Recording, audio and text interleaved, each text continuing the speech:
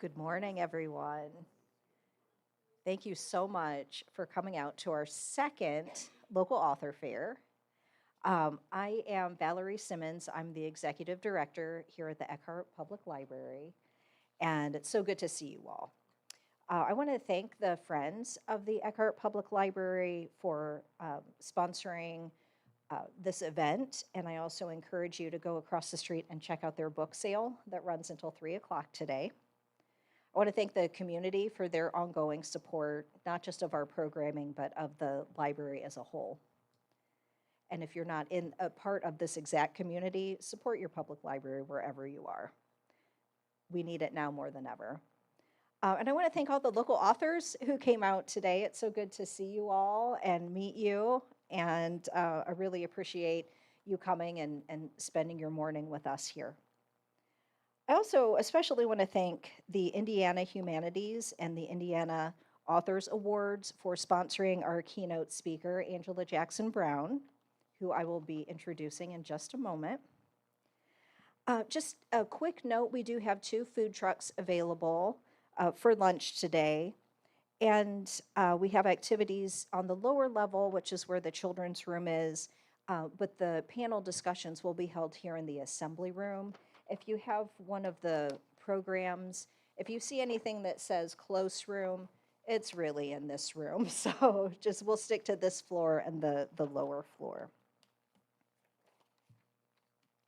I would love to be able to have the honor of introducing our keynote speaker, Angela Jackson Brown. She is an award-winning writer, poet, and playwright who is an associate professor in the creative writing program at Indiana University in Bloomington.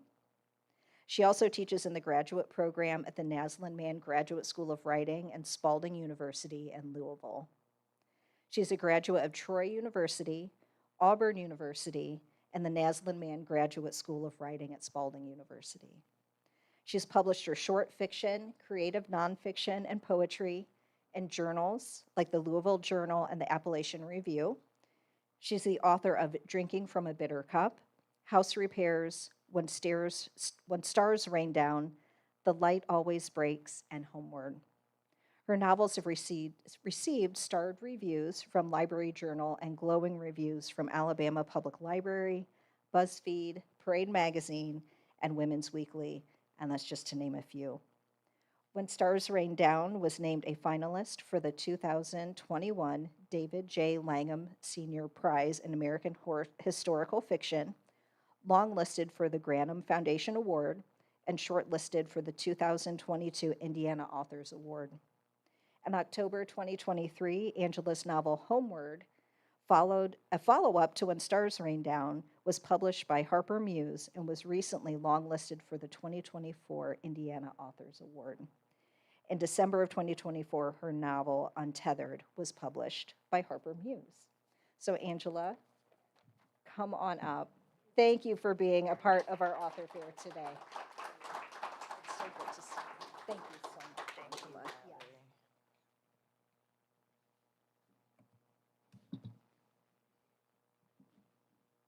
When you look at me, you see not just an adopted baby of unknown pedigree, but a baby shuffled from one front porch monarch to the other, each trying to mark me, massaging their imprint into my skin with gnarled fingers in an effort to make me their own.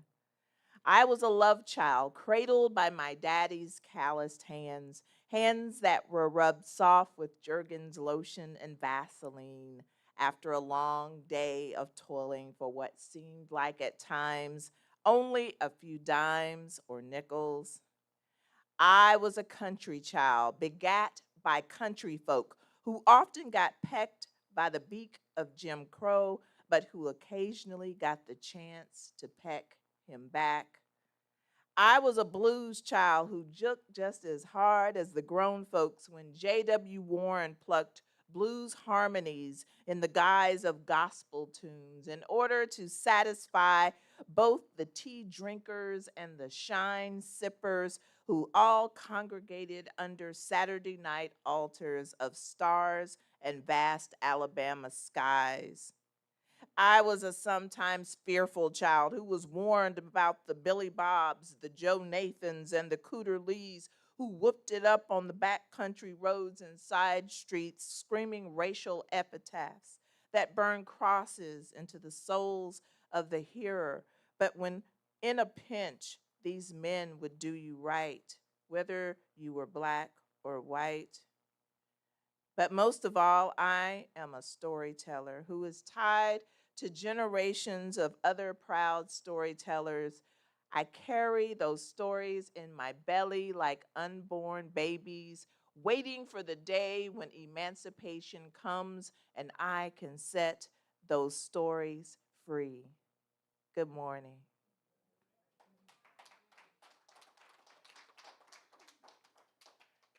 It is an honor to be here with you today, sharing my words, my stories, and my truths.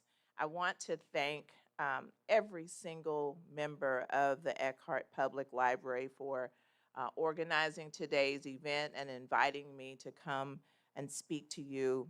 And a special thank you to Luke Martin, who helped to facilitate my being here. So often I'm invited places and I'm just sort of left on my own. But Luke walked me through the entire process to make sure that my stay here was comfortable and that everything was just perfect. So thank you so much, Luke. I appreciate you. And then thank you to all of you. I mean, did y'all not know it was Saturday? Y'all are out here bright and early, smiling, everybody dressed up nice. I'm impressed. Y'all do it right here in Auburn. And you know, it's so funny. I graduated from Auburn University in Alabama. And so I was telling folks in my family, I said, I'm going to Auburn. And some of my family said, well, we'll just drive up there. I'm like, whoa, whoa. Not that Auburn.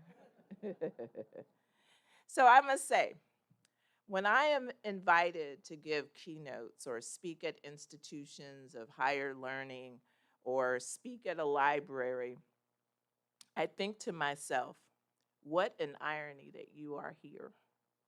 What a miracle that you are standing before all of these individuals because you see, my great grandparents were enslaved, and my grandparents and my dad and his siblings were sharecroppers. So that means I am only 3 generations removed from slavery, and my children are only a mere 4. And yet here I stand, a writer who primarily focuses my research on pondering the past. On a daily basis, I sit with it, I wrestle with it. I ask myself, are we there again? Are we just in this circular motion where we're right back where we started? So these are some of the ongoing conversations I have with myself as I write my books.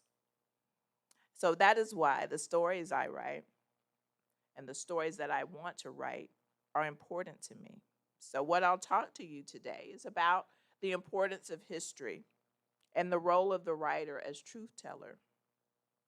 In my novel Homeward, which centers on the civil rights movement of 1963, one of the most tumultuous years I think our country has experienced, I always tell my students, I know things may seem difficult to you right now, but I just want you to go Google 1963.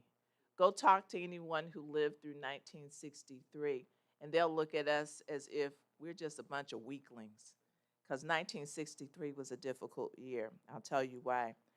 It was the bombing of the 16th Street Baptist Church where 4 little girls were killed.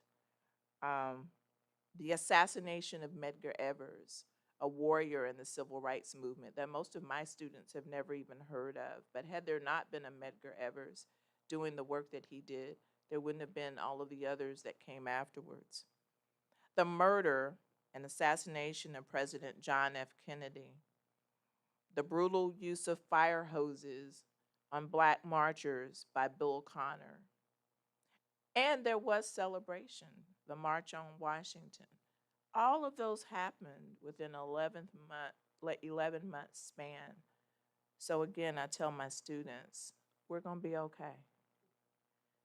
As I wrote, as I wrote that story during a very tumultuous time, I was filled with a profound sense of despair sometimes. The emotional state of the country, as I reflected on those events, it felt eerily similar. It was difficult not to feel that way, but what I keep telling myself is that every generation experiences something that they think is the worst it can ever get. And somehow we as a nation, we as a people, find a way to come out of it together. So no matter where you are on any given political view, the thing that we all have to focus on is our humanity and those things that make us united. And that's what I stress as a teacher, and that's what I try to convey in my writing. So I will share with you a bit from my novel, Homeward. In this scene, my protagonist, Rose, has studied for the voter registration exam. How many of you are familiar with the voter registration exam that Black people had to take in order to be able to vote? I share the story about my grandfather, Mr. Lee Jackson. He preferred everyone to call him Mr. Lee Jackson.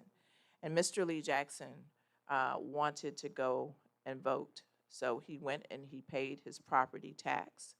Another thing that this generation knows nothing about. But then when he thought everything was in order, now keep in mind, my grandfather, he signed his name with an X because he could not write. So he was a little bit afraid because he knew some places required tests. But he had gone to our local church where they had study groups to prepare people to go register to vote. And they taught people like my grandfather rudimentary skills to be able to take that test. So he goes and he thinks he's prepared.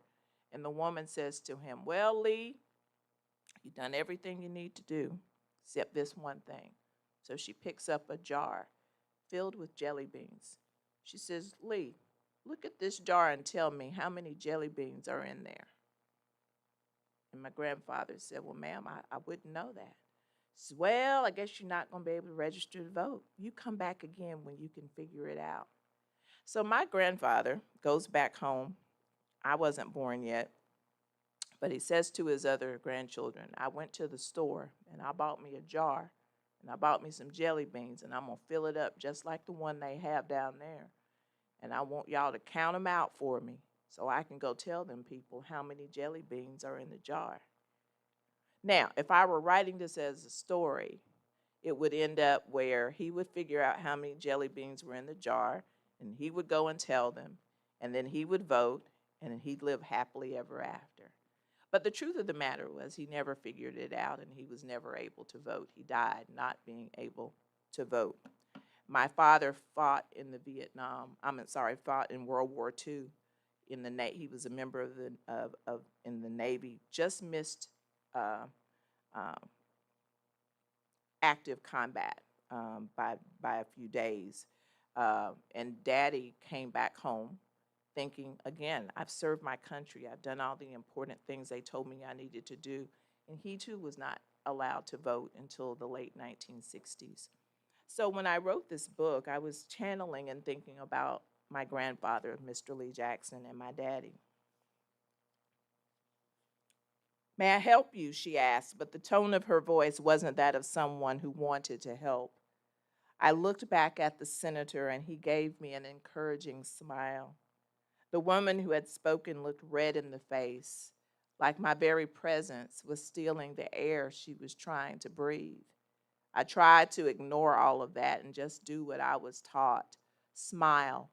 Don't ask unnecessary questions. State my purpose for being here. Don't argue. Retreat if it appears it's going to get violent. "Good morning, ma'am," I said, trying to sound as pleasant as possible. "I'm here to what?" she snapped before I could finish, tapping her fingernails on the counter like I was holding up a long line of people. I was determined not to get flustered, so I continued to smile. "I'm here to register to vote," I said, trying not to shake or stutter, which was almost impossible with that awful lady glaring at me. "We're not registering voters today," she said, and turned back around to the other ladies who started laughing. Come back tomorrow, or maybe the day after. Ladies, my name is Senator Jimmy Earl Ketchums, he said, his voice stern like a teacher. You are required to register this woman to vote. Your stated hours say you are registering voters today. Please do your job, or I will have to speak to your supervisor. Yes, sir, Senator, she said. We do have the discretion to change our days and times of operation, but we will go ahead and test this woman if you like. She then asked for identification and asked all of the questions that I was prepared to answer. Then she asked if I could read or write. Yes, ma'am, I can do both. Well, before you begin the test, she said, her voice sounding bored with the whole process, you will need to read to me the Georgia Constitution. Start reading on page 1 and stop when I tell you to. If you miss a word or you mispronounce a word, you automatically fail. Do you understand? Yes, ma'am. I had just practiced reading it out loud to Daddy this morning before breakfast. I knew I could do it.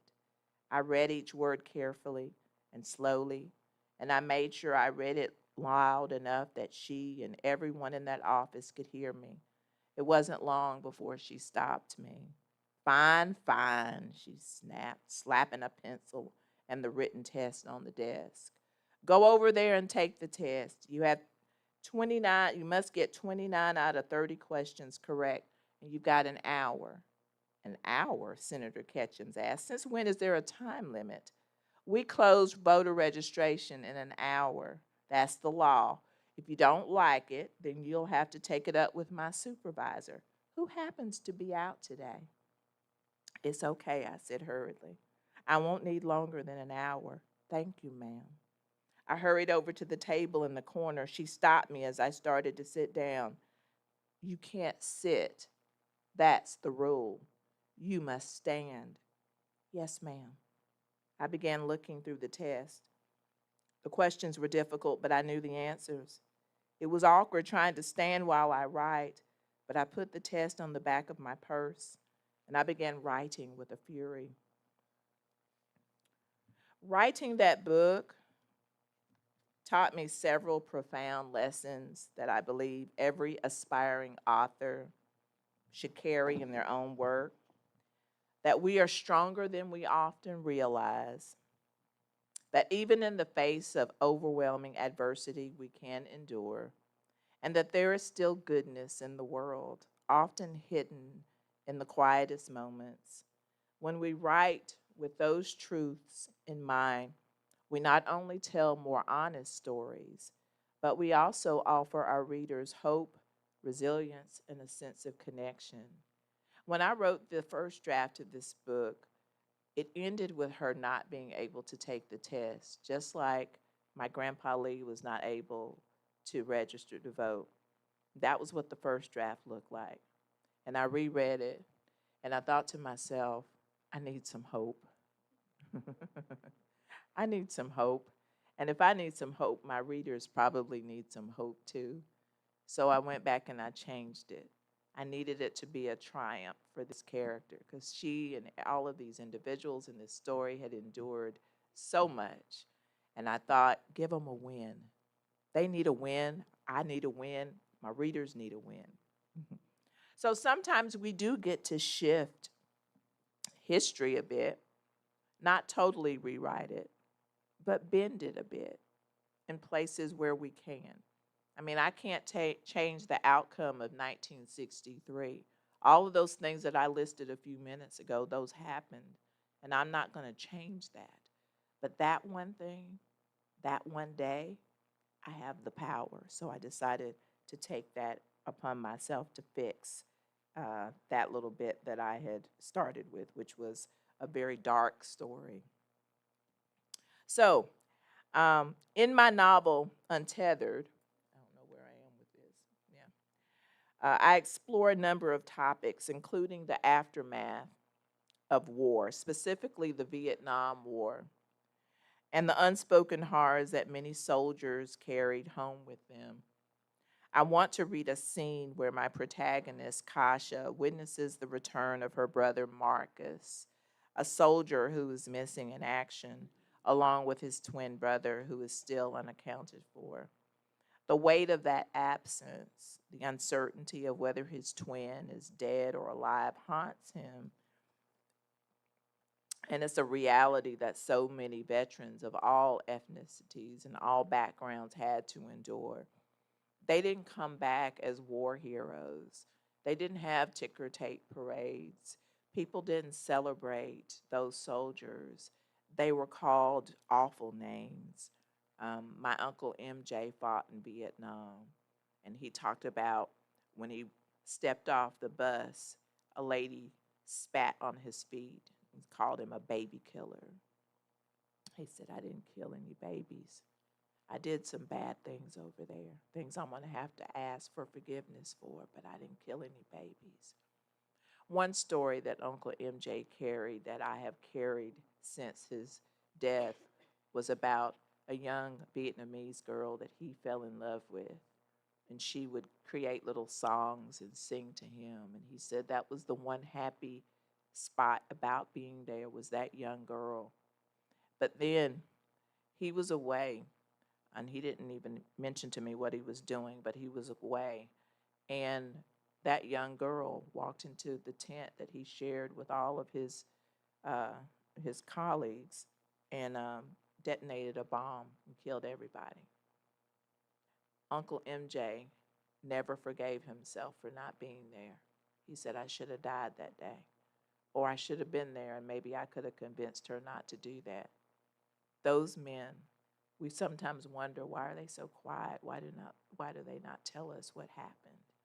It's because Tim O'Brien wrote a book, The Things We Carry, and they carry those things.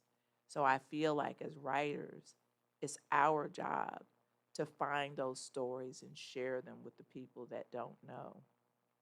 My kids that I teach, they don't know those stories because those grandfathers, those uncles are still too traumatized to talk about them. So I say to myself, I'll do the work. I'll do the heavy lifting to find and unearth those stories so that they don't die with those men, those women, those people who served. This is a scene that takes place shortly after Marcus comes back home. His brother is still missing in action. Marcus, I called out to my brother, knocking softly on his door. There was no answer. It was hard to believe that it had been less than a week since I'd gotten the call that they found Marcus and now he was home. We met him at the bus station 2 days ago, and even though he seemed happy to see us, he hadn't said much on the drive home or since. Mostly, he stayed in the room he shared with Aaron, who was still missing in action. Neither Mama nor I had asked him about Aaron. Marcus's state of mind seemed so fragile that we didn't want to upset him. I knew Mama had many questions, and I did too, but we agreed that we would give him space and time. Marcus seemed barely able to handle the most basic questions. Whenever I would ask him how he was doing, he'd look at me blankly. Then if I repeated the question, he would say in a monotone voice, I'm okay. Yesterday, I called Seth about starting the remodeling job at the group home, and I mentioned that Marcus was unusually quiet. Give him time, Kat. Coming out of those jungles back to civilian life is difficult, even under the best of circumstances. I can't imagine what your brother is going through after all he has seen, knowing that his twin is still there. Time will be the best healer. I thanked him, and after I hung up the phone, I felt a bit better. I was determined to give Marcus the time he needed. Meanwhile, Mama was determined to feed him back into good health. Thanksgiving was 2 days away, yet Mama had been cooking for Marcus almost relentlessly. Marcus's first night home, she made fried chicken, collard greens, potato salad, baked yams, and coconut cream pie. Marcus didn't eat one morsel. Instead, he sat at the table with tears rolling down his face as Mama held a fork full of food in front of his mouth like she used to when he was a toddler. We had tons of leftovers, but the next day, Mama fried fish, made coleslaw, macaroni and cheese, and sweet potato pie. This time, Marcus took a few bites, but he still ended the meal crying, loud, racking sobs that shook his frail body. Mama and I both held him tightly, but it was like a faucet of emotions had been turned on, and he didn't know how to turn them off. But now Mama had a mission. Marcus's body was back in the safety of our home, but his mind and his soul was clearly still in Vietnam, roaming the jungles in search of his brother, whose whereabouts remain unknown. I had talked to Lieutenant Rogers this morning, and he did not sound encouraging about Aaron being found. He mentioned that over 600 men were reported missing in action. I'd seen the same numbers in the newspaper. For that reason alone, I had to fight for Marcus and his sanity. The jungles of Vietnam had taken one of my twin brothers. I would not allow it to take the remaining one. The idea of losing one brother was overwhelming enough. The thought of losing them both was enough to make me almost lose my sanity. Marcus, is Sissy, I said, knocking again. Please answer me. I didn't want to barge in on him, but I was afraid for him to be alone. I had dealt with suicidal boys at the group home before. The thought of Marcus doing something to end his life nearly had me in a chokehold. Mama was in her room reading her Bible. I was glad that she still found comfort in the Word. I could not manage dealing with both of them melting down at the same time. Yes, I finally heard Marcus reply. His voice sounded soft and weak, like a baby bird crying out from its nest. Thank you, I whispered and opened the door. The room was dark and I could barely make out his shape on his bed. I went over and sat down, stroking his head the way that I used to when he was a boy. I heard him mumbling, but I couldn't understand it. What did you say, Bubby? I used my old nickname for him. He just kept mumbling. I lay down on the bed and wrapped my arms around him. He was sweating in spite of the room's temperature. I leaned in closer. Then I heard what he was singing. If I die in a combat zone, box me up and ship me home. Pin my medals upon my chest. Tell my mama I did my best. Mama, mama, don't you cry.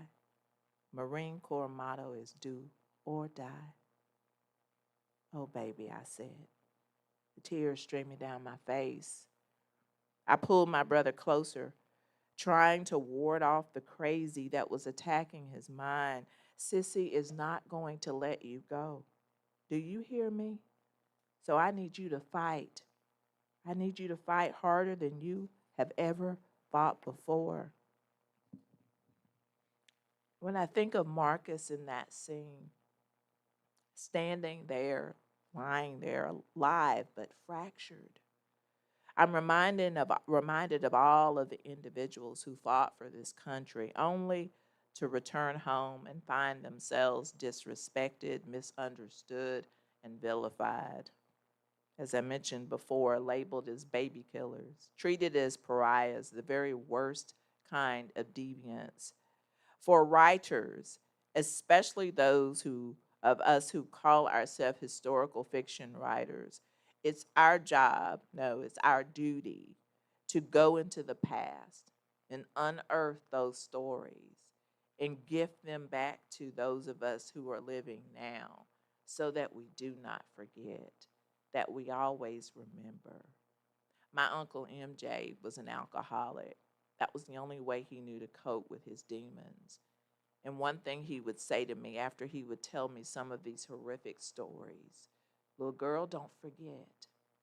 Don't forget what I'm telling you. And I took that seriously. So that little girl took all those stories that he gifted me brought them here and said, I give them back to you. For writers, especially those called to explore the painful truths of our path, this is a crucial reminder. We must write with both courage and compassion. One of my students asked me, Professor, what would happen if they banned your books? I said, I'd write more books. They can't ban all of them. And there's going to be at least one person that will find it and will pass it on. Somebody here in Auburn who will go to the library bookshelf and they'll find that book and they'll share it with someone else. Because I think of all the books that I discovered. I was always excited when I would find a book in the library and I would see the card in the back and I was the first person who got to sign my name. Y'all remember that? Some of y'all don't know what I'm talking about because y'all the computer generation. But I remember how exciting, and I would use my best cursive because I wanted whoever came afterwards would know my name. And I just, yeah. And I'd have little flourishes, and I'd put 2 stars because I wanted them to know I was important because I was the first reader.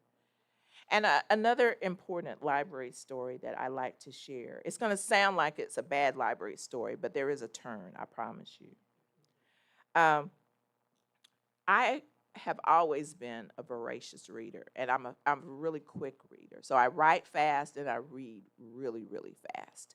And as a little girl, I used to, I would enter the book contest that they would have, the reading contest they would have in the summers. But I didn't really take it seriously at first. I would forget what books I would read, and I'd put a couple down, and nothing would come of it. But this one particular summer, and I think I was in 5th grade, I was going to be determined to document everything because I'm like, I read a lot. So I can't tell you how many books I read, but it was an enormous amount of books. And so the day that the contest ended, I took my forms to the librarian, Mrs. Lavender. And I said, here's my form. And she looked at it. She said, there's no way you read all of these books. I'm not going to enter you into the contest. And you need to learn not to tell fibs. And I was crushed. I'd never lied to anyone, at least of all not an adult. And in that moment, I didn't know what to do. So I took my little form and I went back home. And my daddy, at that point, was retired, but working because he still had a little girl at home. So he would do any job to make sure there was lights and food in the house. And so Daddy was covered in mud and gunk, and he was driving his pickup truck.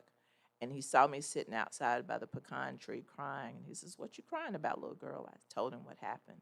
He said, get in the truck. I said, where are we going, Daddy? Because I had an inkling. He says, get in the truck. So I got in the truck. Truck was stinking. Because he was stinking. Because he'd been out working. So we driving downtown, and I'm just mortified. And so we get to the library. He says, get out. I'm like, oh, my God, what's he going to do? So we go into the library, and he says, ma'am, Miss Lavender. I'm like, God, please close his tongue, Lord. Close his tongue. And he says, you told my little girl she didn't read all these books. My little girl don't tell stories.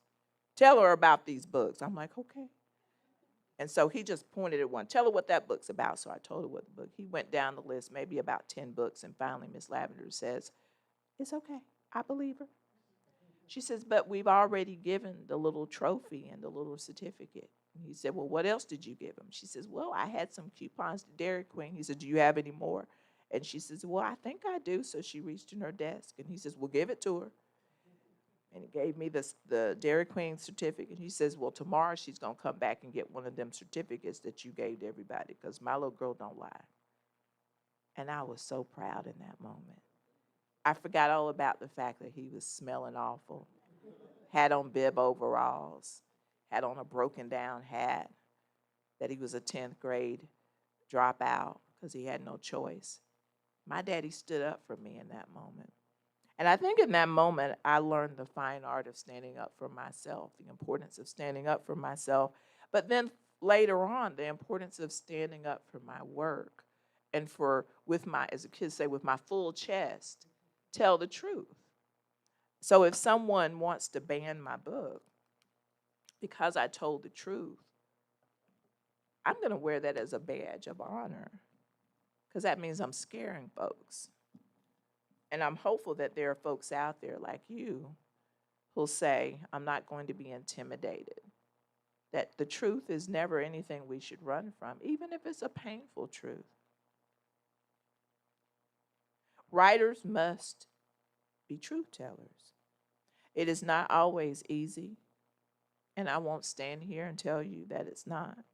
There have been times when I've sat at my desk, staring at my screen, hands shaking because of the weight of the stories that I am about to tell. But I tell it anyway, because the alternative is silence, and silence is unacceptable. Think of all of the atrocities that have happened in the world because people got quiet.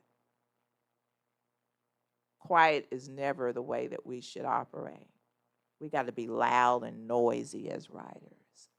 If your writing is not making the walls of this library vibrate because the truth is so powerful in the covers of those books, you're not doing it right. Here's a poem that I wrote that sort of explains better what I'm saying. It's called The Death of My Pen. I spent my life writing myself out of painful situations. I wrote myself out of a childhood where I seldom felt a mother's love. I constructed a new reality for myself back then that shielded me from the blows to my back from broom handles, extension cords, tree branches, and belts, wielded by the hands of a mother who never truly accepted me as her own. I scribbled love songs to myself while living through a marriage in name only, a marriage whose only saving grace was my son. I suffocated most of my pain during those loveless days with booze and pain pills, but it was the writing that truly brought me out of the desert of my troubled mind. I thought those dark days were over. I thought hope and change was the new norm, and finally I too could write poems about nature and God and love, but instead here we are on the cusp of a new day, a day that reminds me of Jim Crow fallen leaders and four little girls whose brains got bashed in a place where souls were supposed to be safe. I'm a poet, I'm a writer, and I'm running out of words to save myself from the pain the world is dishing out. My pen feels like it is suffocating, like it is strangling to death, and all I can do is watch this cold blue situation go down. Change doesn't come quickly or easily. It happens at a snail's pace, not like the instant gratification we get when we go to McDonald's and we order our fries and our burger, and by the time we get to the window, it's ready. Every step, no matter how small, contributes to the larger movement, but it takes time. The spark that we kindle today may not set the world aflame right now, but it will continue to light the way for our children, their children, and all of the children that come after.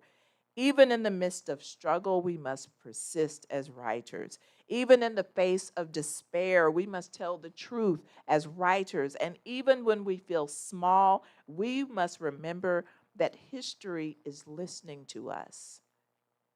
That is the task of writers. That is the task of all of us, to bear witness, to speak truth to power, and to ensure that the stories of those who came before us and those who will come after us are not erased. We write because history demands it. We tell the stories that others might try to silence. We craft narratives that remind the world where we have been, where we are going, and where we must go. Because long after we are gone, long after our voices have faded, our words will remain, or at least we hope that to be the case. And those words will serve as a torch and a testament, lighting the path for generations to come. Thank you.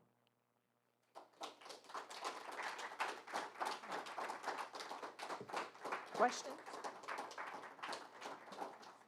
Yeah. Does anyone have any questions or comments, thoughts that you'd like to share or ask?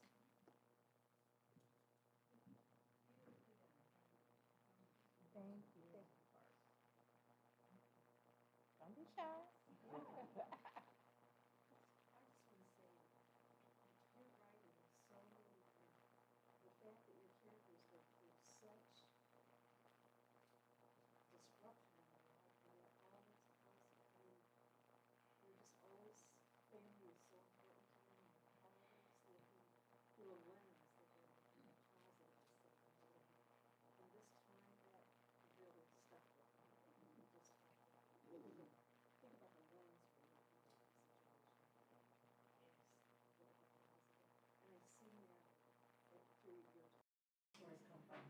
How you pass that through your writing and characters. That's so strong.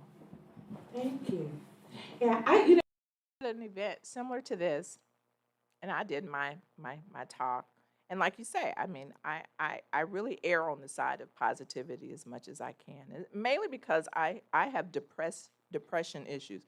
If I don't talk positivity to myself, I would be over there in that corner with my thumb in my mouth. Y'all wouldn't have gotten anything from me if I focused too much on the negative. And the lady in the audience, she said, "This all just seems fake. Like, no one could be this positive in all that's going on in the world." Blah, blah, blah, blah, blah, blah. And she just went on. And I said to myself, okay, you got to address her in a way that's still positive. And I said to her, you know, or I said to everyone in the audience, I peed in a colored only bathroom. I'm 56 years old. And although the laws had changed on paper, people still enforce them in the rural parts of Alabama where I grew up. I did not go to kindergarten because there was only one kindergarten in town, and it was a privately owned kindergarten. And my daddy took me to the lady's house to register me for kindergarten. I was so excited. I had on my little Easter dress, flared out, and my little black patent leather shoes, and I had little ribbons in my hair. I knew I looked good. I was ready for kindergarten. And we went to her house and knocked. And we went to the back door and knocked.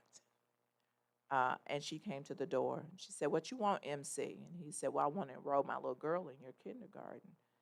And she says, "Well, I don't take colored children." And I immediately felt myself shrink because I was so proud of myself. I knew my ABCs, I knew my numbers, I knew I was ready. And for her to say that I was not good enough to be with the other kids. Now, here's the irony in the story. One of my friends was able to go to that school because she was a little white girl. And she would come back home with all the papers from school that day. And she said, "Here's the papers so you can learn the same thing I'm learning." So we would have school in the afternoons. And child, by the time I got to first grade, between her and Sesame Street and Mr. Rogers and all them, I knew everything. I'm like, I didn't even want, and I was watching The Young and the Restless and Days of Our Lives.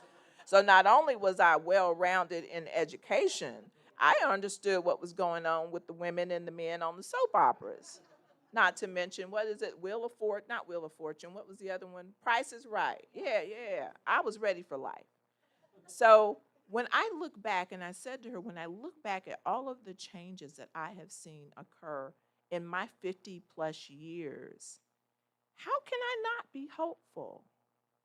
And how can I not recognize that change does not happen in a country this size with the people that it's made up in 56 years? We're putting a lot of hope in change that takes lifetimes, generations, and we're going to stumble and we're going to make stupid mistakes, but then we're going to get back up.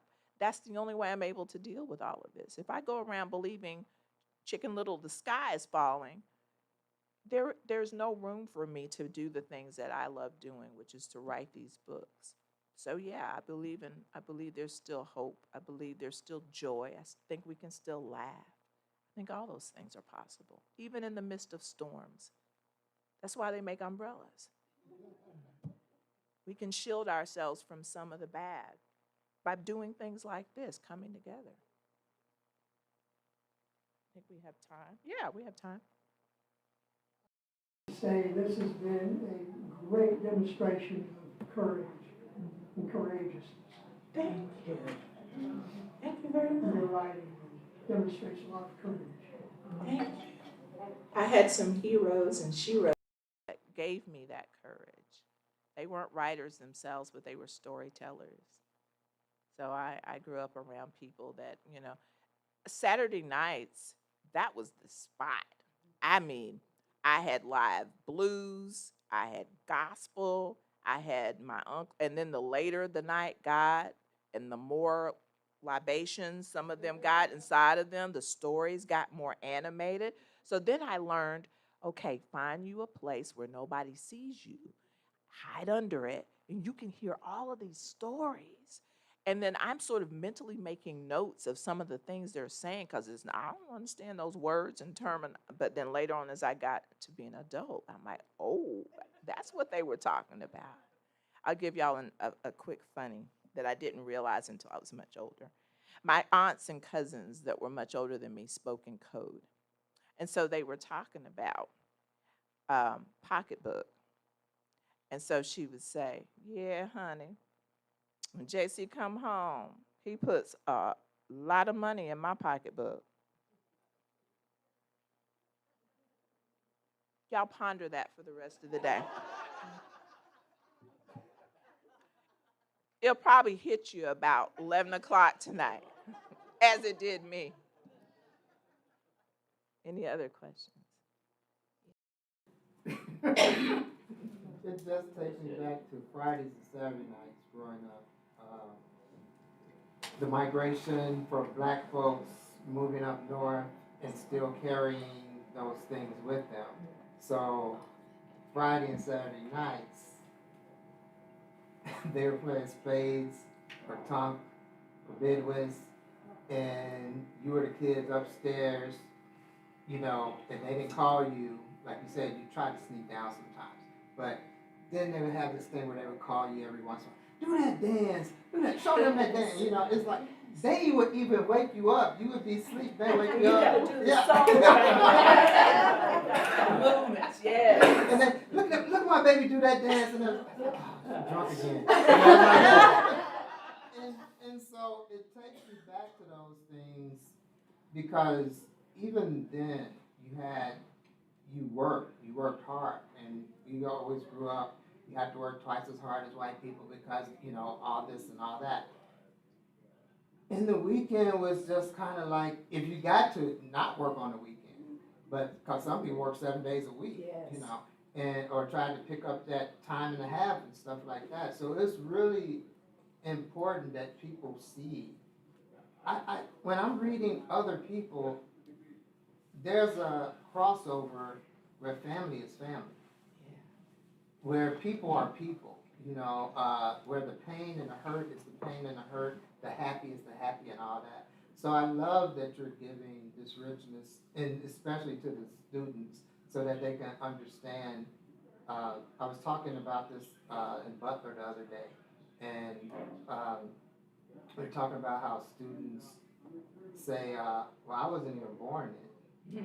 And it's like, did we say that when we were younger? Because I always remember my grandmother there, my mother there, telling us stories about where they came from, and us going to the encyclopedia to find out about stuff, When the aspect of the library is like going in and just smelling those books and those pages when you turn in that card catalog and all that stuff when we came in. And so I think it's important for them to know, especially the ones who never had it.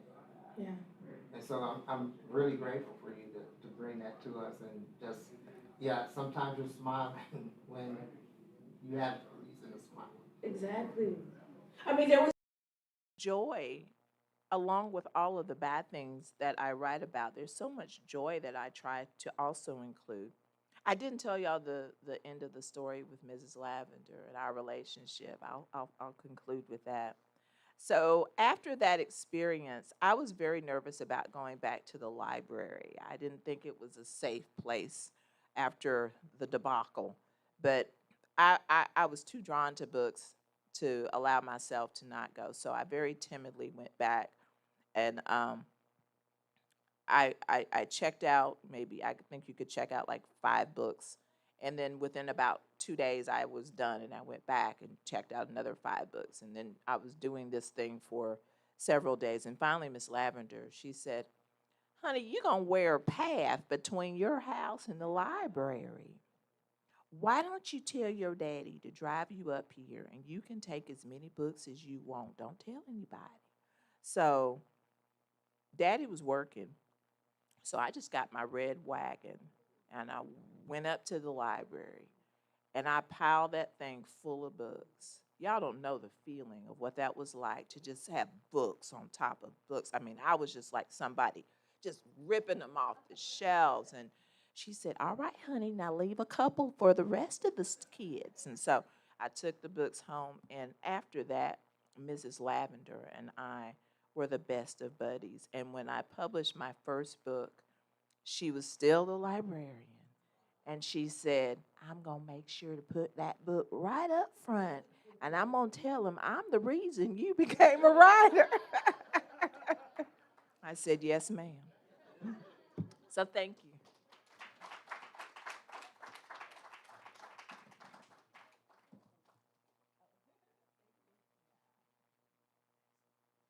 Okay, so we have our instructions, right? We're going to be honest and speak the truth. And we're going to be brave, right? And we're going to celebrate. Okay. Agreed? Agreed. Okay. So we're going to shift gears a little bit. In this same room, we'll have at 11 o'clock the genre format writing panel.